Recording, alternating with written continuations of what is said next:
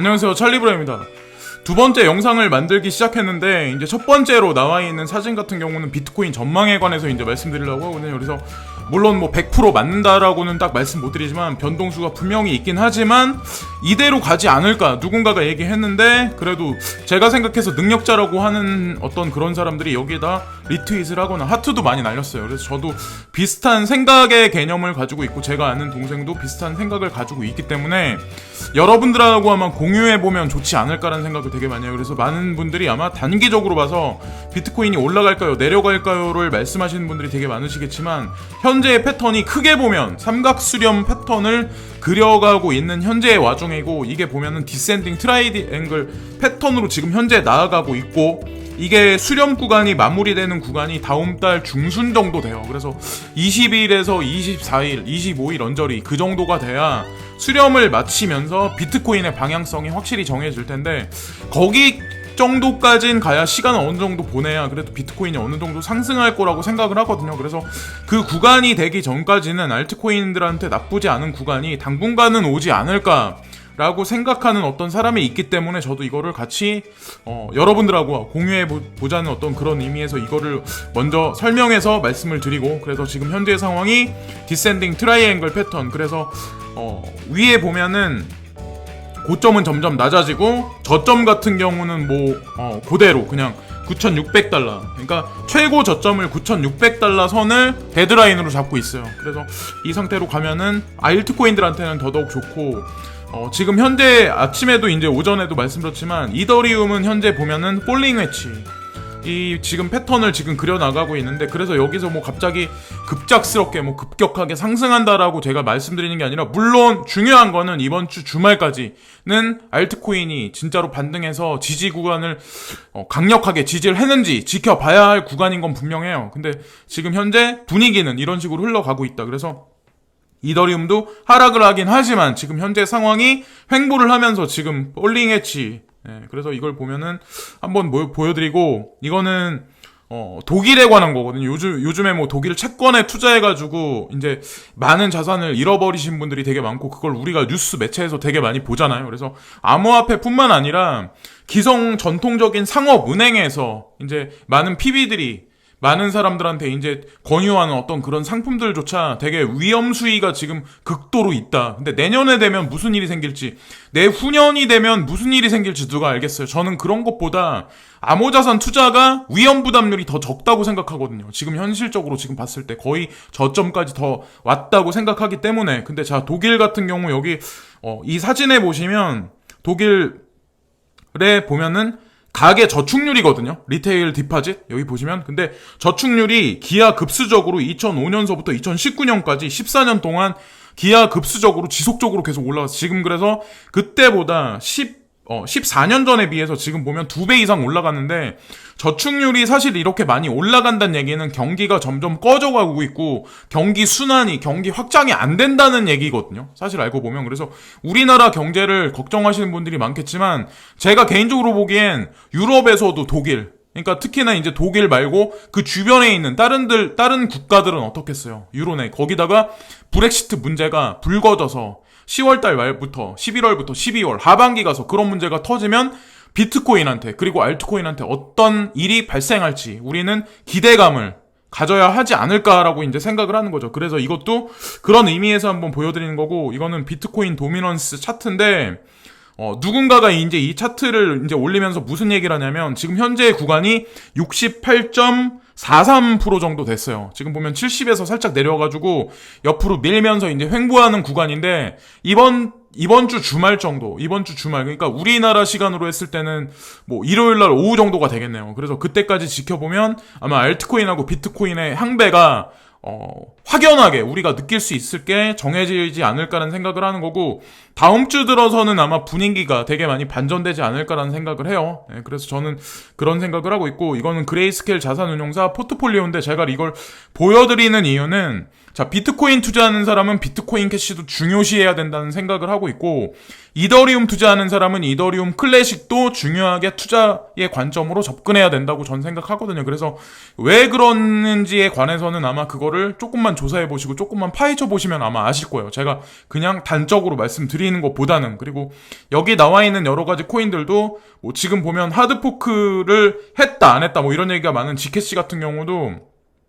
사람들이 오해하는 게 되게 많은데, 제가 봤을 때는 그냥 비스무리하게 그냥 스물스물하게 그냥 넘어갔거든요. 그래서 이 이슈거리를 아마 나중에 터뜨릴 확률이 되게 높아요. 지캐시 같은 경우. 그래서 하락률이 아마 제일 컸었을 거예요. 여기부터. 그래서 호라이즌 같은 경우도 제가 알기로는 호재거리를 지금 뒤로 살짝살짝 다 밀어놓은 걸로 알고 있거든요. 스텔라 루멘도 지금 다른 거보다 오히려 이제 하락률이 되게 많이 깊었었죠. 지금 여기 나와 있는 포트폴리오로 따졌을 때. 그래서 그레이스케일 자산 운용사가 어떤 데인지 조사를 해보시고, 왜 찰리 브라운이라는 사람은 이런 걸 계속 얘기를 할까, 그것도 한번 조사해보시면 아마 제가 어떤 의도에서 이런 걸 자꾸 보여드리는지 아마 아실 것 같고. 자, 이건 XRP인데 XRP에 관해서 아마 많은 분들이 울분을 토하고 막 그러실 분이 되게 많을 거예요. 근데 진짜 장기적인 관점에서 봤을 때 사실 저는 그런 생각을 하거든요. 500원에 내가 샀어. 근데 지금 330원이야. 근데 조금 약간 1년, 2년 길게 보면 저는 크게 의미 없다는 생각을 되게 많이 하거든요. 특히나 이제 XRP 같은 코인 같은 경우, 그거를 누가 알겠어요. 수준에 무슨 일이 생길지, 수준에 이게 갑자기 뭐 1200원, 1400원까지 올라갈지, 그건 아무도 모른다는 거죠. 근데 현재에 지금 옆으로 밀면서 지금 보면 XRP가 계속해서 횡보하고 있는 구간인데, 여기가 저점이라고 우리가 어느 정도는 생각해야 되지 않을까라는 생각을 되게 많이 하거든요. 그래서 여기서 지레 그냥 포기하고 손절하고 나가시기보다는 여태까지 홀딩하고 계셨으니까 조금 더 기다려보시고, 스웰이라는 그것도 있고 내년 상반기 1월달 2월달까지 좀 약간 시세 진폭이 좀 클 거라고 예상하는 사람이 생각보다 되게 많거든요. 그래서 이것도 차트적인 관점에서 거의 지금 거의 바닥 구간이 아닐까 말하는 사람이 있기 때문에 제가 이것도 한번 말씀드리고, 트론 같은 경우도 지금 계속해서 급격하게 떨어지다가 볼링 웨지 형태를 그리고 있다가 현재의 구간이 보면 더블 바닥, 그러니까 더블 바닥을 더블 바텀을 그리고 지금 현재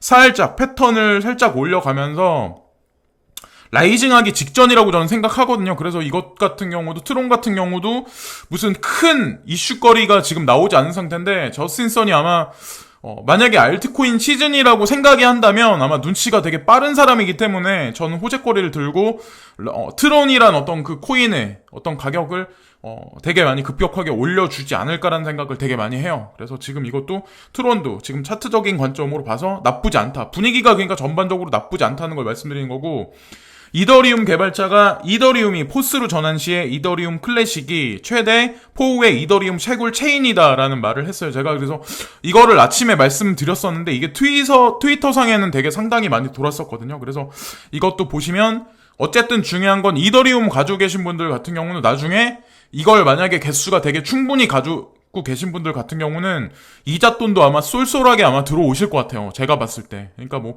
네오를 가지고 계신 분이 뭐 가스를 이렇게 받듯이 그런 식으로 아마 되지 않을까 생각을 하는 거죠. 그래서 이더리움 채굴 체인의 최대 어떤 그 영역을 이더리움 클래식이 확보를 한다면 지금 상승세가 있고 조정장세에 있긴 하지만 제가 봤을 때 긍정적으로 좀 중장기적으로 봐야 할 코인이 이 두 가지 코인이 아닐까. 그래서 그것도 한번 더 말씀드리고, 외신에서 영국의 고등법원이 비트코인 재산으로 인정됐다. 이게 또 나왔어요. 영국 파이낸스에서, 야후 파이낸스에서 이게 나왔는데, 자, 영국이란 나라에서 왜 제도권에서 왜 이런 식으로 이 전통적인 어떤 그 고등법원이라는 데서 왜 비트코인에 관해서 왜 자산에 관해 왜 이렇게 긍정적으로 얘기를 할까?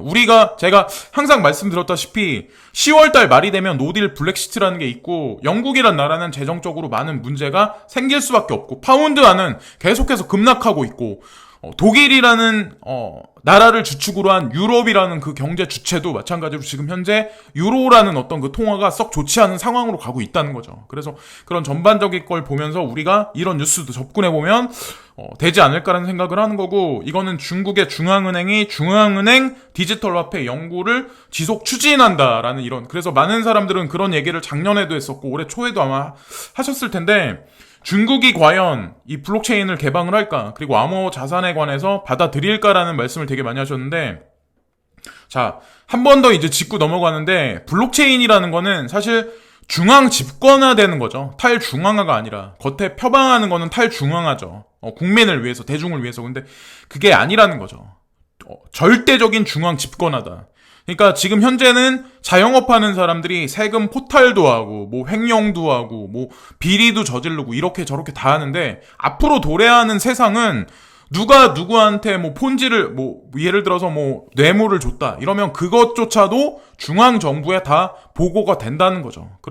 그런 세상으로 점점 가고 있는데, 거기에 선두에 서 있는 게 중국이란 나라가 아닐까라고 생각을 하는 거죠. 그래서 중국하고 관련돼 있는 코인들도 지금 뭐 지리한 장세에 썩 보잘것없이 재미없게 지금 흘러가긴 하지만 중장기적으로 봐서 나쁘지 않게 흘러가지 않을까라고 이제 생각을 하는 거예요. 관련돼 있는 뭐 여러 가지 기업들도 있지만 알리바바도 있고 뭐 텐센트도 있고 테크핀이라고 해서 이제 뭐 이커머스하고 연동돼서 움직이는 그런 거에 관해서도 분명히 그런 코인들은 분명히 움직일 거라고 생각을 하거든요. 제가 뭐라고 딱 디테일하게 말씀 못 드리지만, 그리고 오늘 이 영상에서 가장 중요한 뉴스라고 제가 말씀드릴 수 있는 게 여기 나와 있는 게 있는데, 출금 가능 일시, 거래 가능 일시 2019년 8월 27일 오전 11시부터다. 제가 이걸 보여드리는 이유는 코빗이라는 거래소에서 지금 보면 이오스, 메이커, 다이하고 링크코인, 여기 나와 있는 코인들은 제가 예전에도 아마 말씀드렸다시피 되게 괜찮은 코인이고 눈여겨보고 있는 코인이었거든요. 근데 여기에 코빗이라는 거래소에서 이거를 상장을 시킨다. 근데 그래서 볼륨이 많다, 그래서 뭐 코빗을 거래하자 이런 걸 말씀드리려고 하는 게 아니야. 코빗이란 거래소를 사람들은 그런 측면으로 되게 많이 접근해. 이거 뭐 볼륨도 없고 거래량도 적기 때문에 보잘것없는 거래소로 생각을 하는데, 그게 아니라는 거죠. 결국에는 넥슨이라는 게임사하고 비트스탬프도 게임사하고 분명히 관련이 있거든요. 그래서 어떻게 보면 실질적으로 다른 거래소들보다 더 실질적인 현물 경제하고 더 많이 4차 산업혁명에선 더 주도적으로 앞으로 치고 나갈 수 있는 확률이 높은 거래소가 오히려 코빗일 수도 있어요. 그러니까 아마 아시겠지만 원화계좌 입금을 막아놓은 게 2개월 정도가 됐어요. 그러면서 거래량도 줄었고 많은 사람들이 코빗이란 거래소를 떠나갔을 텐데, 그거를 다 감안하면서도 감내한다는 얘기는 사실상 이 사람들이 되게 큰 그림을 보고 움직이는 거거든요. 그래서 지금 보면 4가지 코인을 다음 주에 화요일날 상장시킨다는 얘기는 분위기가 어느 정도 긍정적으로 흘러가지 않을까라고 우리가 어느 정도 예측을 할 수 있지 않을까라고 이제 저는 이제 개인적으로 생각을 하는 거고, 자, 여기 사진에 나와 있는 건 뒤에서 손을 흔들면서 빠이빠이 하고 있는 거는 비트코인이고, 앞에서 막 달려나가고 있는 건 비트코인 캐시인데, 제가 이제 비트코인 캐시에 관해서 말씀드리려고 하는데, 비트코인 캐시가 지난 일주일 전만 해도 시세가 갑자기 급등해서 나쁘지 않았는데, 지금 오히려 다른 코인보다 이게 많이 안 좋아. 근데 그 이유가 왜 그러냐면, 비트코인 측에서 비트코인 캐시를 지지해주고 막 이랬었던 뭐 여러 가지 시스템을 다 끊어버린다, 그런 얘기가 있었어요. 그러면서 뭐 어떤 얘기까지 도냐면, 지금 뭐 앞에 비트자를 뺀다, 그래서 비캐시다, 뭐 이렇게까지 얘기가 도는데, 지금 이런 이슈는 단기적으로는 악재지만 중장기적으로 봐서 사실 비트코인 캐시한테는 호재거든요. 제가 이제 개인적으로 보는 입장에서는. 그래서 플랫폼 코인으로 이제 진화를 하면서 비트코인과 비트코인 캐시의 어떤 그 영역의 어떤 그런 거에서 사실 떨어져 나가서 비트코인 캐시만의 또 다른 영역을 구축하는 어떤 그런 그림을 그리지 않을까. 또 더더욱 중요한 거는 9월달 중순 정도에 아마 비트코인 캐시 컨퍼런스가, 대규모 컨퍼런스가 있는 걸로 알고 있어요. 1년에 한 번 여는 거. 그래서 그게 아마 그 전부터는 아마 비트코인 캐시도 분명히 시세의 진폭이 있겠지만 단기적으로는 시세가 안 좋다. 이거를 또 다시 한번 이제 말씀드리는 거예요. 그래서 말씀드리고, 이거는 곤두박질 치는 홍콩 경제 성장률이라고 여기 말씀드리는데, 자, 2018년 1분기부터 4.6이었던 게 지금 보면 2019년 1분기 가면서 0.5로 떨어졌어요. 얼마나 많이 떨어진 거예요. 보면 1년 동안의 경제 성장률이. 자, 이 얘기는 뭘 뜻하냐면 중국에서 노리는 수가 있다는 거죠. 사실 지금 보면은. 그러니까 홍콩이라는 데 보면은 뭐 범죄인 인도 뭐 법안인가 뭐 그걸 해가지고 많은 지금 홍콩 시민들이 막 시위를 하고 막 이러는데, 이게 중장기화되면 될수록 많은 어떤 그 홍콩 내에 머물러 있었던 다국적 기업들, 금융 기업들이 어디론가 떠나가고 옮겨간다는 거죠. 원래 전통적으로 아시아에서, 동아시아에서는 금융 허브라고 불리고 우리가 계속해서 이미지가 강하게 있었던 게 사실은 홍콩이라는 데거든요. 그래서 그거를 이제 중장기적으로 봤을 때 홍콩한테 썩 좋을 건 없다. 근데 그 대안으로 아마 탄생되는 도시가 분명히 생길 거다라고 생각을 하거든요. 그래서 홍콩도 아마 제가 이제 개인적으로 보는 거는 영국 같은 그런 꼴이 되지 않을까라고 생각을 하는 거죠. 자, 이거는 세계 금융 허브 순위인데, 자, 첫 번째가 런던, 그리고 두 번째가 뉴욕, 그리고 세 번째가 홍콩이다. 근데 여기서 보면 런던도 마찬가지야. 이번에 브렉시트가 10월달 말에 이게 불거지기 시작하면 런던에서 지금 아마 아시겠지만 많은 다국적 금융회사들이 룩셈부르크나 아니면 유럽의 또 다른 도시로 많이 이미 옮겨가 있어요. 싱가포르로 옮겨간 데도 있고, 보시면 세 번째에 있는 홍콩도 세계 금융허브 순위 지금 현재로서는 3인데 이 순위도 앞으로 바뀔 거다. 제가 이제 말씀드리는 거는 어떤 지금 전통적인 여러 가지 그림, 축이 지금 리셋돼서 변화하고 있는 그런 시점이라는 거죠. 그래서 뭐 제가 이런 말씀 드리면 왜 변하냐, 변할 필요가 뭐가 있냐라고 하실 분이 있겠지만 그거는 세력들이 알아서 하는 일이죠. 제가 뭘 알겠어요. 근데 제 느낌상 봤을 때 이런 것들이 지금 움직임이 있지 않을까라고 생각을 하는 거고, 자, 여기서 보면은 금융허브 각축전 벌이는 유럽 도시라고 여기 나와 있는데, 네덜란드의 암스테르담도 있었고, 파리도 있었고, 독일의 프랑크푸르트도 있었고, 이탈리아의 밀라노도 있었어요. 아일랜드의 더블린도 있었고, 여기서 각축을 벌이고 있었는데, 원래는 런던이죠. 전 세계 금융 1위, 금융 허브. 근데 영국에서 많은 어떤 그 금융, 그 인프라들이 많이 빠져나간다고 말씀드렸다시피, 그런 것들이 제가 아는 걸로는 룩셈부르크, 라는 데로 많이 빠져나가고 있거든요. 그래서 금융으로 먹고 사는 도시가, 그 나라가 룩셈부르크예요. 보시면. 그래서 프랑스도 경기가 안 좋아. 네덜란드 암스테르담도 썩 좋지가 않아. 독일도 프랑크푸르트도 현재 썩 좋지가 않아. 거기다가 이탈리아 밀라노도 썩 좋지가 않아. 이런저런 면, 그리고 지정학적 위치 면에서 가운데 차지하고 있는 룩셈부르크가 가장 낫지 않을까. 그래서 그런 선택이 된 게 아닐까라는 생각을 하는 거죠. 그래서 홍콩이 금융 허브의 자격이 만약에 박탈된다면, 그런 이미지가 사라진다면 그 다음 도시가 어디가 될지를 우리가 눈여겨봐야 한다고 저는 생각을 하거든요. 근데 제가 개인적으로 봤을 때 중국의 인근에 있는 어떤 그 도시로 많은 인프라들이 옮겨가지 않을까라고 이제 저는 개인적으로 생각을 하는 거고, 자, 이거는 자산기준 글로벌 은행 탑 10이에요. 네, 여러분들이 놓치시는 게 있는데, 미국이 전 세계 주도권, 뭐 금융 자본 뭐 이런 거 다 잡는다고 생각하시는 분이 있겠지만, 자, 이거는 2019년, 지금 보면 2019년, 2018년, 그래서 작년하고 올해 순위가 똑같아. 올해 순위하고 작년 순위가 1위부터 10위가 똑같아요. 근데 1위부터 4위가 다 중국 은행들이 다 차지하고 있어요. 중국 공산은행, 중국 건설은행, 중국 농업은행, 중국은행, BOC까지.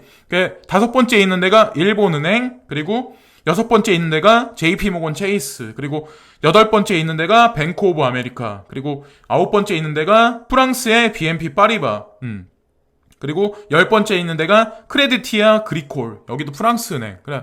자, 그래서 제가 이거를 보고 말씀드리려고 하는 건 뭐냐면, 중국이란 나라가 우리가 그냥 아까도 말씀드렸지만 피상적으로 생각해서 뭐 억압한다, 규제한다 막 이래서 블록체인을 받아들이지 않는다고 말씀하시는 분이 많겠지만, CBDC에 관해서 지금 어떤 다른 나라들보다 되게 공격적으로 지금 행하고 있고, 중앙 집권 권력에 관한 권한권을 행사하면서 제가 아는 걸로는 알리바바하고 텐센트까지, 테크빈 그런 업체까지 이제 싸잡아가지고 지금 중국 공산은행이나 여기 나와 있는 은행하고 엮어가지고 인프라 구축을 하는 걸로 알고 있거든요. 그러면 다른 나라들보다 조금 더 빨리 치고 나갈 확률이 되게 높다는 거죠. 그래서 이거를 우리는 눈여겨서 여러 가지 것들을 이제 생각해봐야 된다고 저는 생각을 하거든요. 거기에 따라서 이제 우리가 투자하고 있는 코인들 도 분명히 시세가 분명히 갈릴 거라고 생각을 하고, 뭐 그래서 뭐 많이 안 오르고 있는 중국 코인들 같은 경우는 제가 봤을 때 덤으로 CBDC가 발행되면 오히려 국가에서 암호자산에 관해서 인정하는 꼴이 될 수밖에 없기 때문에 저는 시세 분출이 분명히 있을 거라고 생각을 해요. 자, 이거는 이제 지소미아라는 걸 아마 아실 거예요. 이거 그래서 한미일 공조가 어떻게 되나. 그래서 지소미아 협정이 깨졌죠. 그래서 한국에서 공식적으로 이제 지소미아를 종료시켰기 때문에 지금 이게 파장도 마찬가지로 저는 어떤 생각을 하냐면 단기적으로는 한국한테 악재지만 장기적으로 봤을 때 제가 큰 그림을 보고 이런 정책이 움직이는 게 아닐까라는 생각을 되게 많이 하거든요. 그래서 국격이나 국력이 이제 약간 10년을 보면 제가 이제 보는 그림에서는 일본이 지금 어떻게 보면 전 세계에서 3위권에 있지만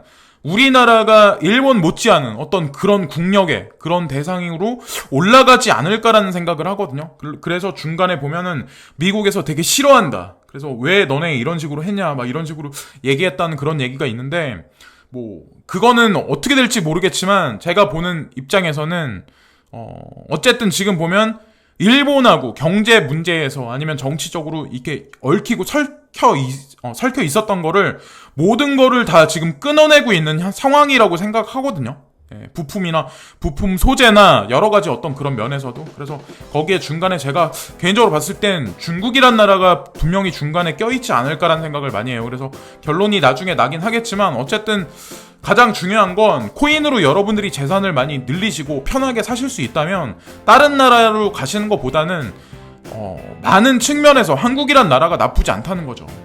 오히려 우리가 생각하는 선진국이라고 하는 나라들 있잖아요. 우리가 그냥 피상적으로 생각하는 그런 나라들 가서 거리를 다녀보시고 인터넷을 사용해보시고 공항에 가보시면 웬 갑자기 1990년대, 1980년대 중반으로 왔나라는 생각을 아마 분명히 하실 거예요.